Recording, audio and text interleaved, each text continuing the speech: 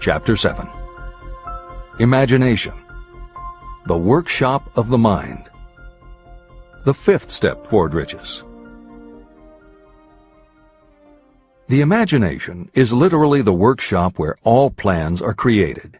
It is where the impulse, the desire, is given shape, form, and action through the aid of the imaginative faculty of the mind. It has been said that we can create anything that we can imagine. Through the aid of imagination, we have discovered and harnessed more of nature's forces during the past 50 years than during the entire history of the human race previous to that time. And even with all we have accomplished, we have come nowhere near the limit of what we are capable. Our only limitation, within reason, lies in the development and use of our imagination. The human imagination offers so much possibility, it is as though we have merely discovered that we have an imagination, and have just started to use it in a very elementary way. Two forms of imagination. The imaginative faculty functions in two forms. One is known as synthetic imagination, and the other as creative imagination. Editor's comments. In modern usage, the word synthetic has taken on a negative connotation, implying that something is artificial, not the real thing. Today the word synthesized, which is defined as something made up from component parts, would better describe what Hill had in mind, and has been substituted here accordingly. This is the end of the editor's comment. Synthesized imagination. Through this faculty, you arrange old concepts, ideas, or plans into new combinations.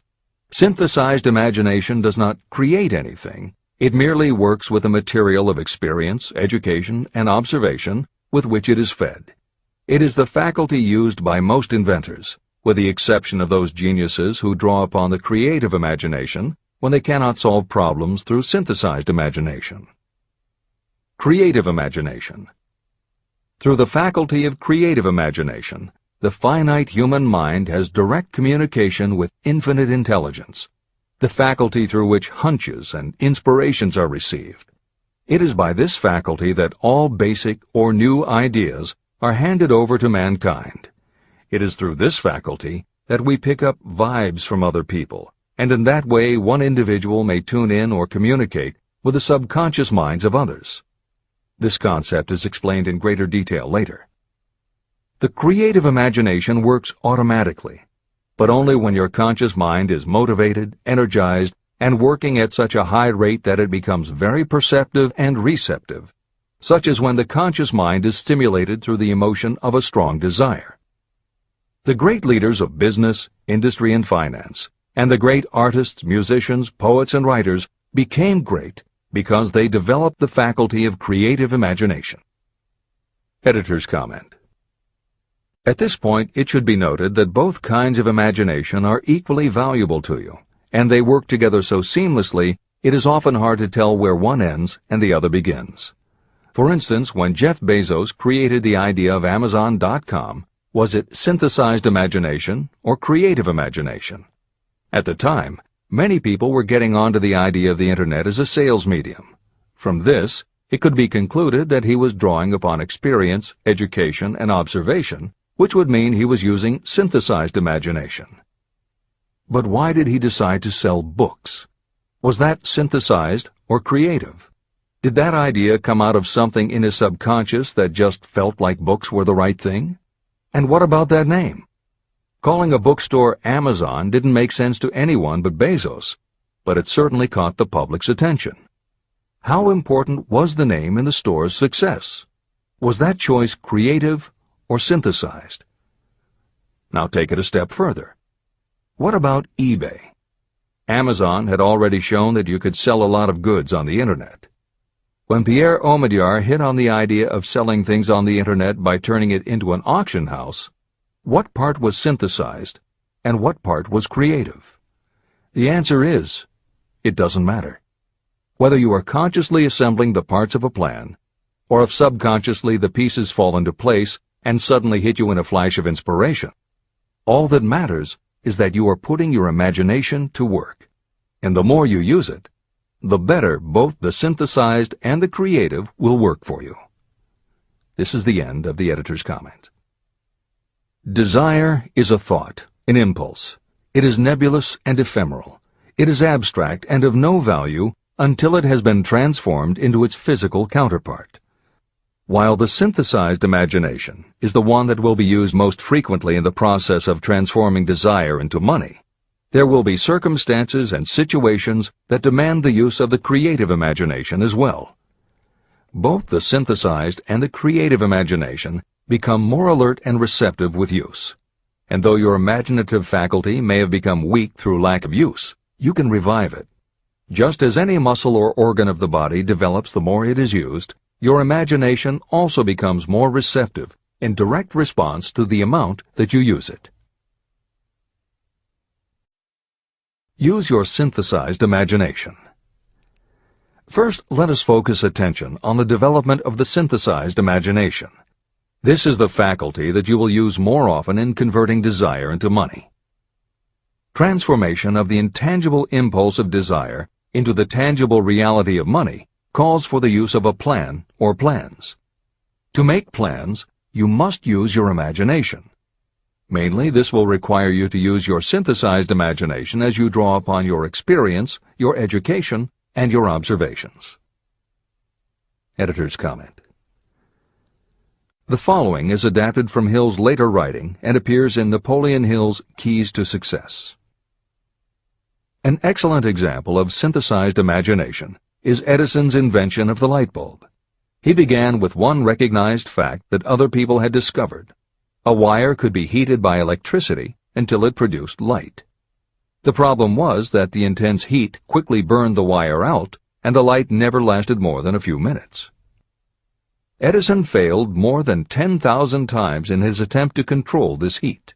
When he found the method, it was by applying another common fact that had simply eluded everyone else. He realized that charcoal is produced by setting wood on fire, covering it with soil, and allowing the fires to smolder. The soil permits only enough air to reach the fire to keep it burning without blazing, and that way the wood isn't burned up. When Edison recognized this fact, his imagination immediately associated it with the idea of heating the wire. He placed the wire inside a bottle, pumped out most of the air, and produced the first incandescent light. It burned for 8.5 hours. Everything that Edison used to make the electric light was widely known, but the way he synthesized the knowledge changed the world and made him a very wealthy man. W. Clement Stone called the process the R2A2 formula: recognize and relate, assimilate and apply. If you do that with everything you see, hear, think, and experience, it will give you a new way of looking at familiar things. If you do that, you can achieve what others believe is impossible. Later in this chapter, you will read of other fortunes that grew from even simpler synthesized ideas. And these stories should lead you to conclude that the combination of ideas is nothing that you couldn't have thought of yourself. That alone should start your own imagination synthesizing ideas. However, even though these stories will inspire you, and you will be anxious to get started, this is not yet the point for you to start making plans. Here, and throughout Think and Grow Rich, Napoleon Hill reminds the reader that this book is meant to be read all the way through before beginning to put the philosophy into practice. There are other ideas to be assimilated from later chapters that will influence your imagination and therefore affect the plans you may develop. This is the end of the editor's comments.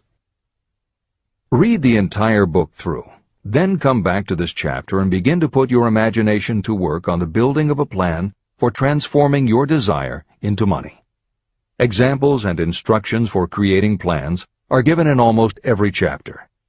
Carry out the instructions that are best suited to your needs and put your plan in writing. The moment you complete this, you will have definitely given concrete form to your intangible desire. Now, read that sentence once more in a slightly different way. The moment I put my plan in writing, I will have definitely given concrete form to my desire. Now read it aloud and realize what you are telling yourself. Desire is only a thought. Through synthesized imagination, your experience, education, and observations will give it shape, form, and action. From the moment you follow those instructions and write out your desire and your plan, you will have actually taken the first of a series of steps that will enable you to convert the thought into its physical counterpart. Editor's comments. Synthesized imagination plays a role in every phase of a business plan. In fact, some of the most successful companies actually get started from synthesized imagination. When an entrepreneur, drawing upon his or her education, experience, and observations, takes an idea from one source and gives it a new application. That is exactly what happened with Ruth Handler. She and her husband, along with another partner, had started a small manufacturing company which had evolved into toy manufacturing. The success of their business depended on coming up with new toy ideas. Watching her young daughter at play, Ruth Handler noticed that she was fascinated with cutout books that featured teenage girl or career women paper dolls that she could cut out clothes for. She also knew that little girls loved to play dress-up in grown-up clothes. These ideas, drawn from Ruth Handler's education, experience, and observations, synthesized themselves in her imagination and came together as a new idea. Ruth Handler announced that they should make a lifelike teenage girl doll, not a paper doll, but a real three-dimensional grown-up doll with a woman's figure, and they could also make grown-up clothes to fit it, so that girls could play dress-up with the doll.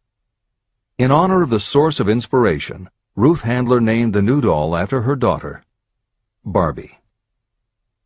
As obvious as it seems now, until Ruth Handler, no one had the imagination to make and market a doll that looked like a woman, and certainly no one had ever made endless collections of tiny women's fashions for a doll to wear. Previously, we mentioned Jeff Bezos creating Amazon by combining the idea of a bookstore with the Internet, and Pierre Omidyar doing the same thing with auctions when he launched eBay. Mary Kay Ash took the idea of women running their own businesses and added the idea of door-to-door sales. Anita Roddick took the trend of all-natural ingredients, combined it with cosmetics, and created the body shop empire. Bernard Marcus and Arthur Blank took the concept of the supermarket, combined it with hardware, and created Home Depot. Thomas Stemberg and Leo Kahn did the same thing with office supplies and launched Staples.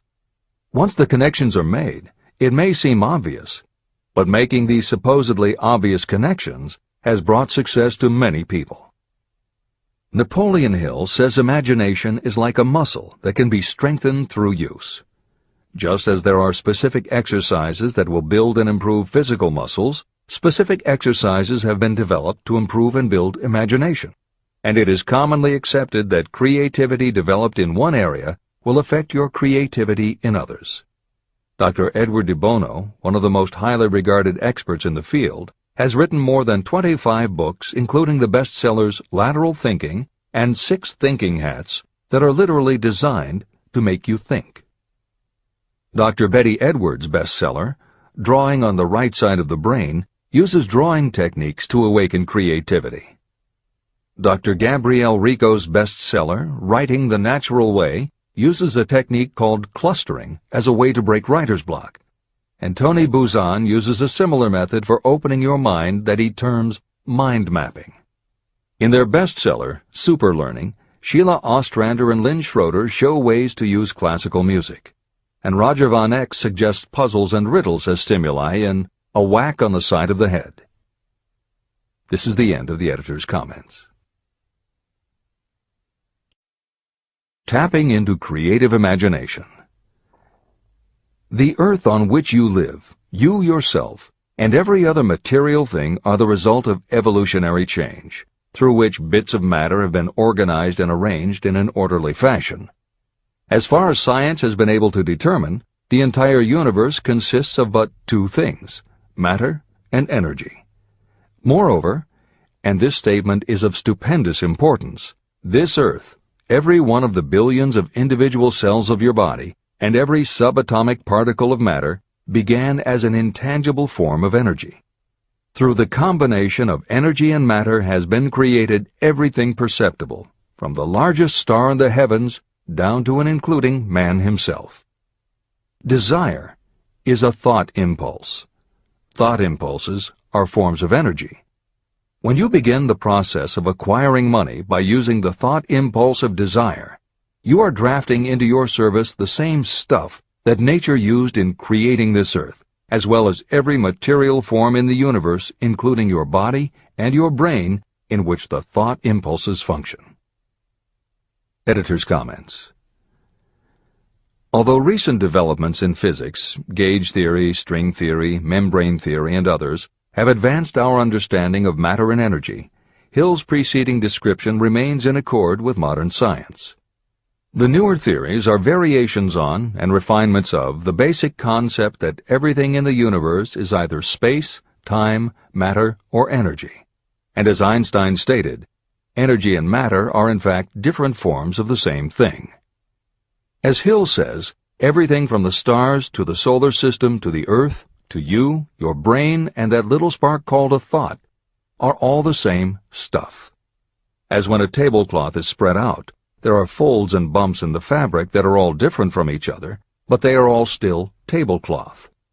Like the folds and bumps in the tablecloth, energy and matter are the same thing in different forms. Therefore you, matter, your thoughts, energy, and everybody else, matter, and their thoughts, energy, and all other things, matter, are not just interconnected, but are in essence all the same thing. Hill calls this interrelation of everything to everything else infinite intelligence. In the chapter on faith, he made his first mention of infinite intelligence being the source of hunches, intuition, and flashes of inspiration. In the chapter on autosuggestion, he proposed that the subconscious mind is the connection with infinite intelligence. In this chapter, Hill elaborates that creative imagination is the receiver through which these flashes of insight come to us from infinite intelligence. Under some circumstances, when your mind is operating at a high rate, your creative intelligence receives not just an idea, but also a flash of intuition. You get a hunch or a premonition about something or somebody. That flash could not come from your conscious or your subconscious, because neither ever had the information. Because everything is a part of everything else, your creative imagination, energy, pulled the thought, energy, directly from the common pool of infinite intelligence, energy, that contains not just your subconscious, energy, but all other subconscious minds, energy, as well. Infinite intelligence is a complex concept, and for those readers who find themselves questioning the process, be assured that Hill expands on the theory in later chapters. The editors advise the reader to set aside any questions for the moment and focus on the logical and practical application Hill had in mind. This is the end of the editor's comments. You are engaged in trying to turn your desire into its physical or monetary counterpart, and there are laws of physics and principles of psychology that can help you. But first, you must give yourself time to become familiar with these laws and learn to use them. Through repetition, and by describing these principles from every conceivable angle, I hope to reveal to you the secret through which every great fortune has been accumulated. Strange and paradoxical as it may seem, the secret is not a secret. It is made obvious in the earth, the stars, the planets, in the elements above and around us, in every blade of grass, and every form of life within our vision. Do not be discouraged if you do not fully understand or accept this theory. I do not expect that you will accept all that is in this chapter on your first reading. Assimilate as much as you can now as you read this for the first time. Later, when you reread and study it, you will discover that something has happened to clarify it and give you a broader understanding of the whole. Above all, do not stop nor hesitate in your study of these principles until you have read the book at least 3 times. Then you will not want to stop. How to make practical use of imagination. Ideas are the beginning points of all fortunes. Ideas are products of the imagination. Following are 2 true stories about ideas that have yielded huge fortunes. I hope that these stories will convey how important a role imagination can play in turning an idea into success, and that they will illustrate the method by which imagination may be used in accumulating riches. The Enchanted Kettle. In the late 1880s, an old country doctor drove to town, hitched his horse, quietly slipped into a drugstore by the back door, and began dickering with a young drug clerk. For more than an hour, behind the prescription counter, the old doctor and the clerk talked in low tones. Then the doctor left. He went out to the buggy and brought back a large, old-fashioned kettle, a big wooden paddle, used for stirring the contents of the kettle, and deposited them in the back of the store. The clerk inspected the kettle, reached into his inside pocket, took out a roll of bills, and handed it over to the doctor. The roll contained exactly $500, the clerk's entire savings. The doctor handed over a small slip of paper on which was written a secret formula. The words on that small slip of paper were worth a king's ransom, but not to the doctor. Those magic words were needed to start the kettle to boiling, but neither the doctor nor the young clerk knew what fabulous fortunes were destined to flow from that kettle. The old doctor was glad to sell the outfit for $500. The clerk was taking a big chance by staking his entire life savings on a mere scrap of paper and an old kettle. He never dreamed his investment would start a kettle to overflowing with gold that would one day surpass the miraculous performance of Aladdin's lamp. What the clerk really purchased was an idea. The old kettle and the wooden paddle and the secret message on a slip of paper were incidental. The miracle of that kettle only began to take place after the new owner mixed with the secret instructions an ingredient of which the doctor knew nothing. See if you can discover what it was that the young man added to the secret message, which caused the kettle to overflow with gold. Here you have a story of facts stranger than fiction, facts that began in the form of an idea. Just look at the vast fortunes of gold this idea has produced. It has paid, and still pays, huge fortunes to men and women all over the world who distribute the contents of the kettle to millions of people. The old kettle is now one of the world's largest consumers of sugar, thus providing jobs to thousands of men and women engaged in growing sugarcane and in refining and marketing sugar. The old kettle consumes annually millions of bottles and cans, providing jobs to huge numbers of workers. The old kettle gives employment to an army of clerks, stenographers, copywriters, and advertising experts throughout the nation. It has brought fame and fortune to scores of artists who have created magnificent pictures describing the product. The old kettle has converted Atlanta, which was a small southern city, into the business capital of the South, where it now benefits, directly or indirectly, every business and practically every resident of the city. The influence of this idea now benefits every civilized country in the world, pouring out a continuous stream of gold to all who touch it. Gold from the kettle built and maintains one of the most prominent colleges of the South, where thousands of young people receive the training essential for success. If the product of that old brass kettle could talk, it would tell thrilling tales in every language, tales of love, of business, of professional men and women who are daily being stimulated by it. I am sure of at least one such tale of romance, for I was a part of it, and it all began not far from the very spot on which the drug clerk purchased the old kettle. It was there that I met my wife, and it was she who first told me of the Enchanted Kettle. It was the product of that kettle we were drinking when I asked her to accept me for better or worse. Whoever you are, wherever you may live, whatever your occupation, just remember every time you see the words Coca-Cola that its vast empire of wealth and influence grew out of a single idea.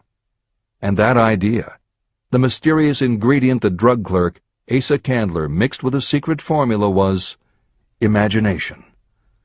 Stop and think of that for a moment. Keep in mind that the steps to riches described in this book are the very same principles through which the influence of Coca-Cola has been extended to every city, town, village, and crossroads of the world. Now here's the most important thing to remember. The ideas you create may have the possibility of duplicating the enormous success of this worldwide thirst killer. Editor's comments. Harlan Sanders, too, had a recipe in a magic kettle.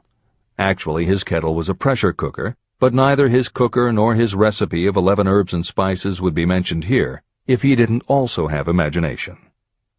Harlan Sanders owned and operated a successful motel and cafe in Corbin, Kentucky. Then, when the new interstate highway came through, it bypassed Sanders' location. In a short time, his business went broke, leaving him with little more than his recipe for fried chicken and a way to make it quickly in a pressure cooker. At 62 years of age, the Colonel, as people called him, had to find a new way to make a living. That's when the magic ingredient, imagination, came in. He decided he wasn't going to sell fried chicken anymore.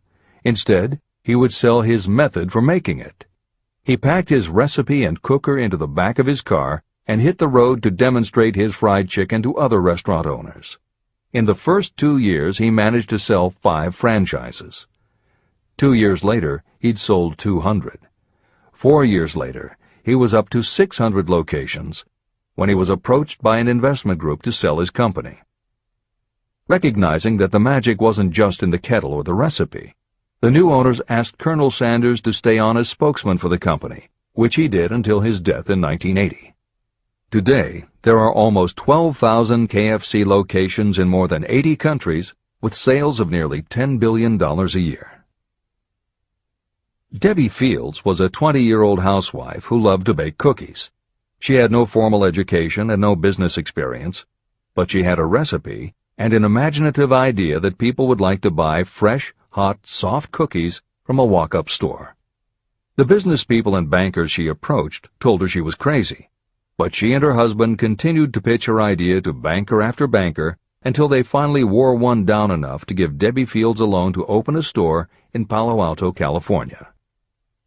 By noon on her first day, she still hadn't sold a cookie, so she went out into the street and gave away samples. That did it. Her walk-in try-a-sample cookie store took off. Today, Mrs. Fields' stores are all across America. Harvard Business School uses her methods as a case study in efficiency, and Debbie Fields has become a best-selling author, an in-demand motivational speaker, and a television personality. Wally Famous Amos was a Los Angeles talent agent who copied a cookie recipe off the back of a bag of Nestle's chocolate chips. He made a few changes to personalize the recipe and started to give out his version of homemade cookies as a sort of calling card. His clients and business associates liked them so much that Wally finally decided to quit show business and open a store. He did it with a Hollywood agent's flair. He opened on Sunset Boulevard with 2,000 invitations, a red carpet, and celebrities. With the same flair, he put his picture on the bag, filled the bags with cookies, and started selling them to exclusive department stores and specialty shops. 10 years later, Famous Amos cookies were a $10 million business. Ray Kroc was over 50 and selling milkshake mixers when he heard about a hamburger stand in California, owned by Dick and Mac McDonald, that was doing great business. He packed his car and headed to San Bernardino to check it out. What he saw was a sit-down restaurant that had a limited menu featuring a good hamburger recipe, and they were serving them faster than any place he'd ever seen. Figuring that if there were more places like this, he could sell them a lot of milkshake mixers, Kroc pitched the McDonald brothers on the idea of opening some more McDonald's. They were interested, but they didn't know who they could get to open the new restaurants. This time, it was a recipe and a magic griddle, but it still needed the extra ingredient, imagination. On the spot, Ray Kroc offered to go into business with them and open the restaurants himself. According to the signs on the golden arches, Ray Kroc's imagination paid off in billions of hamburgers sold. In 1982, Howard Schultz went to work as the director of marketing for a small coffee importer wholesaler called Starbucks, which had only one location in Seattle's Pike Place Market. While he was on a trip to Italy, Schultz got the idea that the coffee bar culture he saw in Milan could be transposed to the downtown Seattle scene. He convinced the company to try it. His coffeehouse idea was such a success that Schultz went out and raised the money to buy the company. 5 years after he joined Starbucks, he was CEO of a company that had 17 locations. 15 years later, Schultz's coffee house culture was on every corner of America, and there were more than 7,000 Starbucks worldwide. As a final example of imagination, we offer Paul Newman's salad dressing. Now, it would seem that it doesn't take much imagination for a big celebrity to put his name on a product, and that's what Newman thought too. But when he and his partner, A.E. Hotchner, pitched their salad dressing idea to companies that specialize in marketing foods, nobody was interested unless they would personally put up about $1 million for the first year's operations. According to Newman and Hotchner's book, Shameless Exploitation, they found out that almost all celebrity products in the food business have been disastrous failures, and now nobody would touch them. So when it came to marketing salad dressing, even Paul Newman's big name wasn't the magic they needed. And unless they were willing to put up a ridiculous amount, money wasn't the magic either. The magic would have to be in the imaginative way that they would convince the right people to help them, and in having the perseverance to stick with it until they succeeded. And just like most everyone with an idea, they were told they were crazy to try it. They were turned down by bottling companies that wouldn't do small runs, and they were rejected by distributors who wouldn't take a chance on another celebrity product. In the end, it was one supermarket owner, Stu Leonard, who helped hook them up with the right suppliers. But even that wouldn't have been enough if Stu Leonard hadn't had enough imagination to see the possibilities and agree to put Newman's own salad dressing on the shelves in his store. 15 years later, Newman's Own Brands was a $100 million company, which gives all profits to charity. This is the end of the editor's comments. What I would do if I had $1 million. The following story proves the truth of that old saying, where there's a will, there's a way. It was told to me by that beloved educator and clergyman Frank W. Gonzalez, who began his preaching career in the Stockyards region of Chicago. While Dr. Gonzalez was going through college, he observed many defects in our educational system, defects that he believed he could correct if he were the head of a college. He made up his mind to organize a new college in which he could carry out his ideas without being handicapped by orthodox methods of education. He needed $1 million to put the project across. Where was he to lay his hands on so large a sum of money? That was the question that absorbed most of this ambitious young preacher's thought, but he couldn't seem to make any progress. Every night, he took that thought to bed with him. He got up with it in the morning. He took it with him everywhere he went. He turned it over and over in his mind until it became a consuming obsession with him. Being a philosopher as well as a preacher, Dr. Gonzalez recognized, as do all who succeed in life, that definiteness of purpose is the starting point from which one must begin. He recognized, too, that definiteness of purpose takes on life and power when backed by a burning desire to translate that purpose into its material equivalent. He knew all these great truths, yet he did not know where or how to lay his hands on $1 million. The normal thing would have been to give up and quit, saying, well, my idea's a good one, but I can't do anything with it because I can't raise the $1 million. That is exactly what the majority of people would have said, but it is not what Dr. Gonzalez said. What he said, and what he did, are so important that I will now introduce him and let him speak for himself. One Saturday afternoon, I sat in my room thinking of ways and means of raising the money to carry out my plans. For nearly 2 years I had been thinking, but I had done nothing but think. The time had come for action. I made up my mind, then and there, that I would get the necessary $1 million within a week. How? I was not concerned about that. The main thing of importance was the decision to get the money within a specified time. I want to tell you that the moment I reached a definite decision to get the money within a specified time, a strange feeling of assurance came over me, such as I had never before experienced. Something inside me seemed to say, "Why didn't you reach that decision a long time ago? The money was waiting for you all the time." I called the newspapers and announced I would preach a sermon the following morning entitled, "What I Would Do If I Had $1 Million." I went to work on the sermon immediately, but I must tell you frankly that the task was not difficult because I had been preparing that sermon for almost 2 years. Long before midnight, I had finished writing the sermon. I went to bed and slept with a feeling of confidence, for I could see myself already in possession of the $1 million. Next morning I arose early, went into the bathroom, read the sermon, then knelt on my knees and asked that my sermon might come to the attention of someone who would supply the needed money. While I was praying, I again had that feeling of assurance that the money would be forthcoming. In my excitement, I walked out without my sermon and did not discover the oversight until I was in my pulpit and about ready to begin delivering it.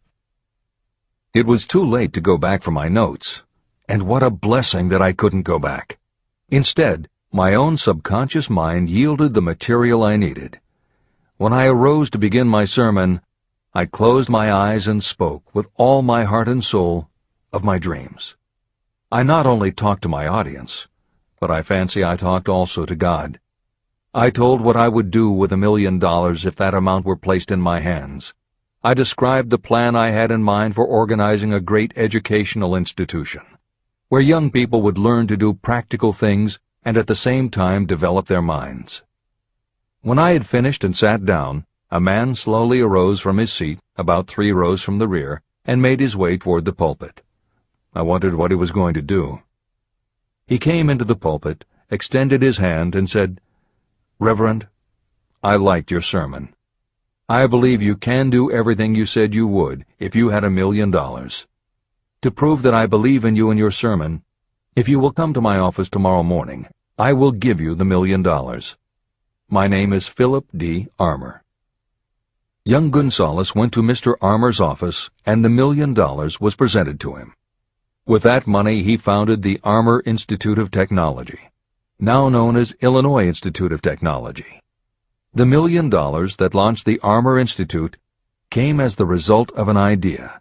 Behind the idea was a desire that young Gonzalez had been nursing in his mind for almost 2 years. Observe this important fact.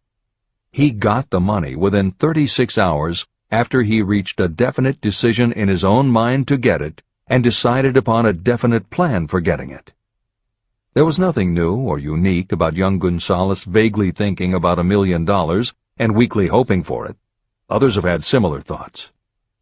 But there was something very unique and different about the decision he reached on that memorable Saturday, when he put vagueness into the background and definitely said, "I will get that money within a week." The principle through which Dr. Gonzalez got his $1 million is still alive. It is available to you. This universal law is as workable today as it was when the young preacher made use of it so successfully. Editor's comments.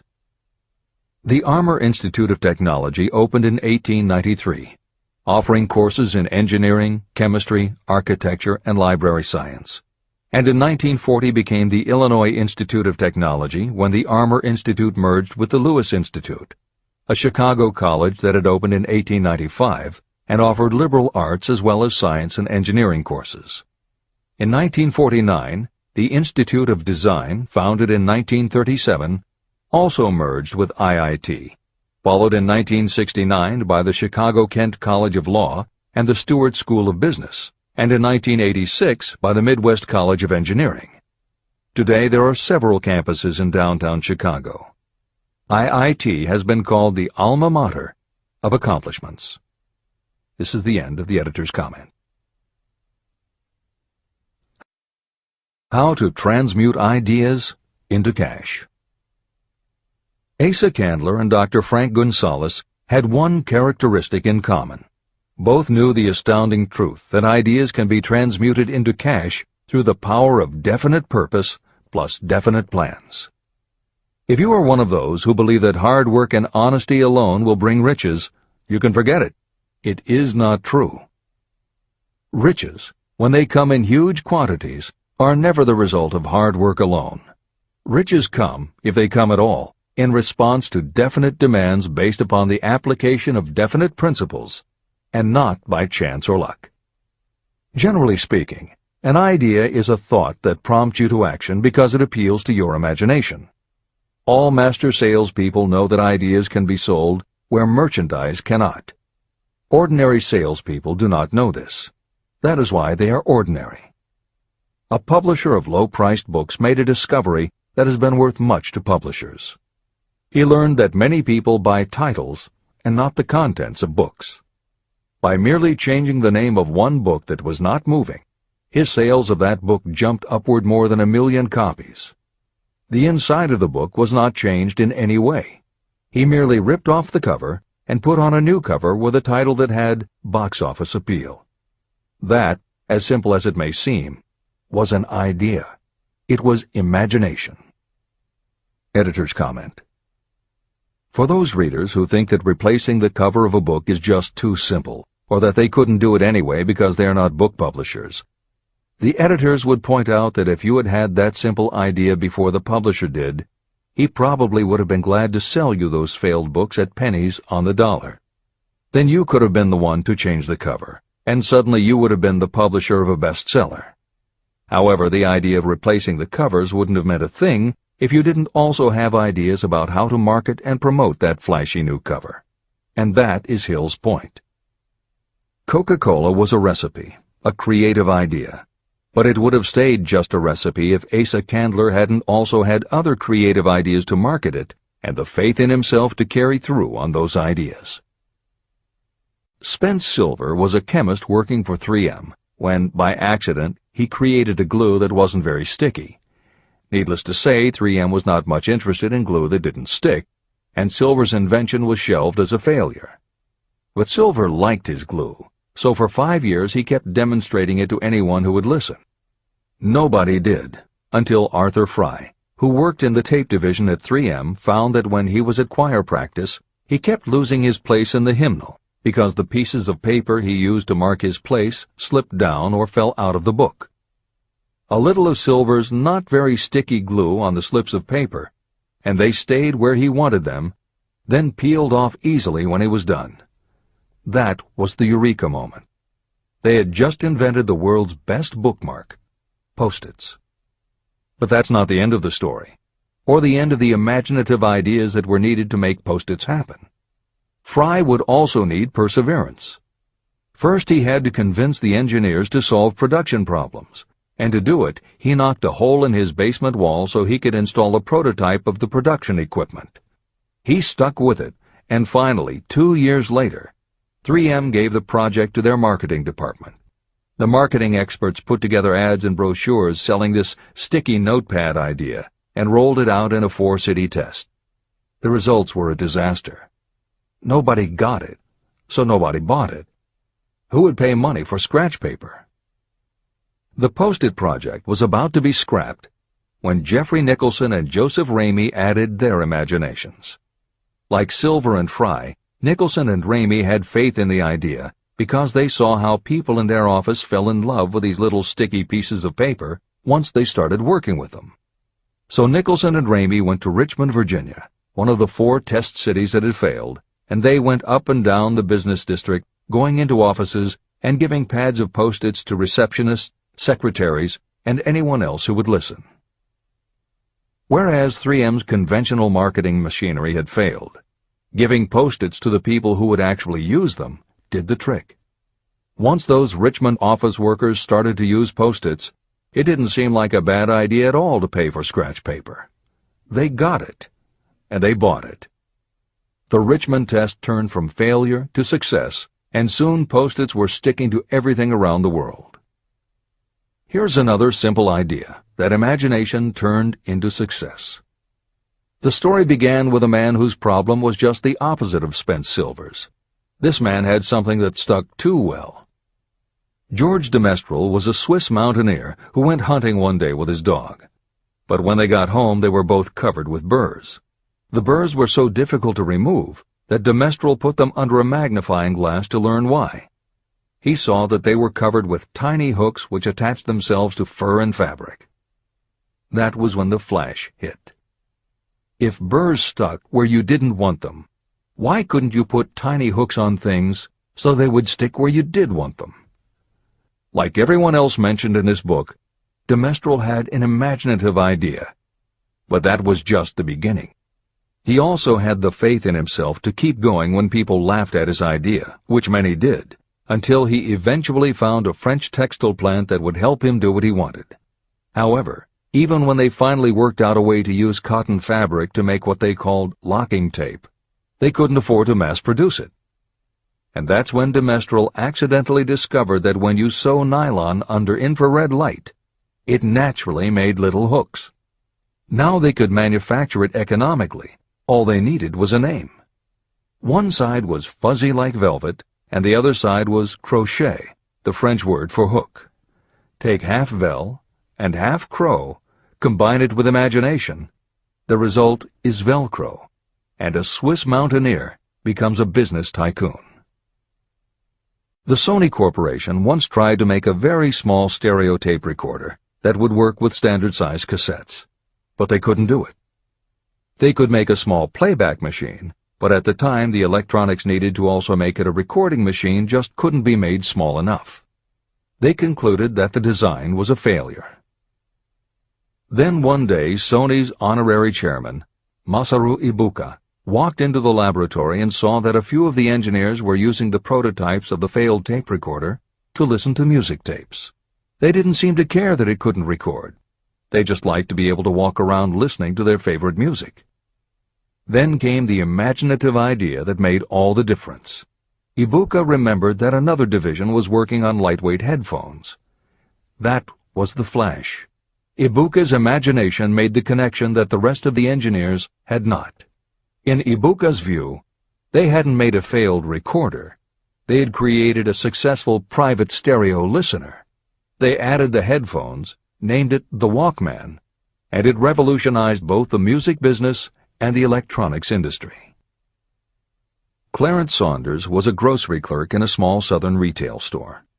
One day he was standing with a tray in his hands waiting his turn in a cafeteria. He had never earned more than $20 a week before then, and no one had ever noticed anything about him that indicated unusual ability, but something took place in his mind as he stood in the line of waiting people that put his imagination to work. That was when he came up with the idea that this same self-serve concept would also work at the grocery store. Clarence Saunders took the idea to his boss. Naturally, his boss told him he was crazy. So Clarence Saunders quit his job, went out and did what he needed to do to raise the money, and opened the first self-serve grocery store. He called it Piggly Wiggly, and Clarence Saunders, the $20-a-week grocery clerk, rapidly became the multi-million-dollar chain store groceryman of America. Sylvan Goldman was the owner of a number of Piggly Wiggly stores in Oklahoma, and like any good businessman, he spent a lot of time watching his customers go up and down the aisles, putting their choices into their baskets or net shopping bags. One night, while trying to figure out how to get his customers to buy more at one time, he found himself staring at a basket sitting on the seat of a wooden folding chair. Eureka! He called in his mechanic, Fred Young. They put some wheels on the bottom of the legs, added another basket below the seat, and the shopping cart was born. As this edition is being readied for publication, there are about 35 million shopping carts in America, and approximately 1.25 million new carts are sold each year. Thomas Stemberg, whom we also mentioned earlier, was another supermarket executive who watched his customers as they shopped. By this time, shopping carts were well established in supermarkets, and it was because his customers were pushing shopping carts up and down the aisles that he got his flash of inspiration. He was so sure of his idea that he convinced another supermarket executive, Leo Kahn, to join him. Together, they took the supermarket concept and applied it to selling office supplies, and in 1986 they opened their first store in Brighton, Massachusetts. They called it Staples. In 1989 they took the company public, and 10 years later there were more than 1,000 Staples stores with revenues exceeding $7 billion. We'll end this commentary with another set of connected stories, which make the point that sometimes the most imaginative part of marketing is in the timing. If you were to go shopping in the late 1800s, it usually meant bartering with a merchant who would then have to get the goods from storage shelves kept behind the counter. In the 1870s, fixed pricing was just starting to be used by storekeepers. Merchants were trying the idea by setting out a table of merchandise that was all priced the same, usually 5 cents. Frank Winfield Woolworth was a clerk in a general store, and he convinced the store owner to let him try the 5-cent table idea. Although it worked, the owner wasn't impressed. So Woolworth borrowed $350 from his boss, and in 1879 opened his first 5-cent store in Utica, New York. It was an entire store full of goods where everything cost a nickel. A year later, he had 4 stores, and the 4th one, in Lancaster, Pennsylvania, was the first that he named F.W. Woolworth's 5 and 10 cent store. 20 years later, he had 238 stores. By the time of his death in 1919, there were over 1,000 F.W. Woolworth locations. He had established the first nationwide chain of general merchandise stores, and he had built the tallest building in New York City as his headquarters. The Woolworth Company stayed true to the original idea and didn't carry any merchandise that cost more than a dime until 1932, when the top price was raised to 20 cents. But as times changed, the fixed price was dropped, the merchandise became more varied, and the company kept growing until it had over 8,000 stores worldwide, selling everything from notions to appliances and furniture. Then in the 1960s and 1970s, something started to happen. The mood of America was changing, but the Woolworth stores weren't. And that was when Sam Walton opened the first Walmart in Rogers, Arkansas, in 1962. Walton got into the retail business after the Second World War, when his father-in-law loaned him the money to buy a franchise Butler Brothers store in Bentonville, Arkansas. By 1962, Sam and his brother Bud owned 16 variety stores in Arkansas, Missouri, and Kansas. It was in these stores that Sam Walton first started adding the magic ingredient of imagination. In addition to his flair for promotion, Sam tried new approaches to the way household goods and general merchandise could be sold at retail. He insisted on clean, well-lighted interiors, and he introduced the concept of self-service, with aisles wide enough for shopping carts and checkout counters at the front of the store. He also started buying direct from manufacturers, and he created profit-sharing plans that kept his family of employees loyal, hard-working, and neighborly. In 1962, he incorporated those and other imaginative ideas when he opened his first store that he called Walmart. The basic magic was that he sold brand-name merchandise at discount prices, but there was also magic in the way he kept a friendly hometown feel to his store, even though it was what is now called a big box store. Sam Walton's Walmart store was a success, so he just kept building and opening more of them, first in small towns and rural areas, then in larger towns, then big cities, and it wasn't long before he had a national chain. By 1992, when Sam Walton died, there were more than 1,700 Walmart stores. It was the biggest retailer in the country, it employed more than 600,000 people, and Sam Walton was the richest man in America. In 2003, the stores numbered more than 3,200 in the U.S. and more than 1,100 in foreign countries. The company employed more than 1,300,000 people worldwide and served more than 1 million customers a week. Along the way, Woolworths and other older retailers such as Kresge's tried to get on the bandwagon with their Woolco and Kmart stores, but they couldn't seem to get it right. They had given up their old 5-and-dime identity to become higher-priced general retailers. And when Walmart came along and redefined that part of the market, the others seemed to have run out of the kind of imagination they'd had in the beginning. Now, here's the twist to the story. David Gold was running a liquor store that he had inherited from his father. He noticed that whenever he put out a display of goods priced at 98 cents or $1, the goods would sell okay, but if his sign said 99 cents, the goods sold out in no time. He decided that he would open a store called the 99-cent only store, where everything would be priced at 99 cents. Sound familiar? Frank Woolworth's imaginative idea from 1879, which had been dropped at his namesake chain by the 1940s and 1950s, had just gotten a fresh shot of imagination from David Gold in 1982. As usual, friends and family told him he was crazy, but David Gold went out to find suppliers who would sell him discontinued merchandise or overproduced products at a price low enough that he could offer them to the public at 99 cents. He found them. And they even had brand-name products of everything from hardware to pantyhose, cleaning products, motor oil, kitchenware, cosmetics, electronics, toys, canned goods, frozen foods, cookies, fresh fruit, even gourmet foods. More than 5,000 items that he could sell for 99 cents and still make a profit. David Gold opened his first well-lighted, brightly colored green and fuchsia wide-aisle store in Inglewood, California in 1982. By 2003, he had 142 stores in California, Nevada, and Arizona, and he was listed on the Forbes 400 as having earned a personal fortune estimated at more than $650 million. As Napoleon Hill wrote elsewhere about the creation of Piggly Wiggly, where in this story do you see the slightest indication of something that you could not duplicate?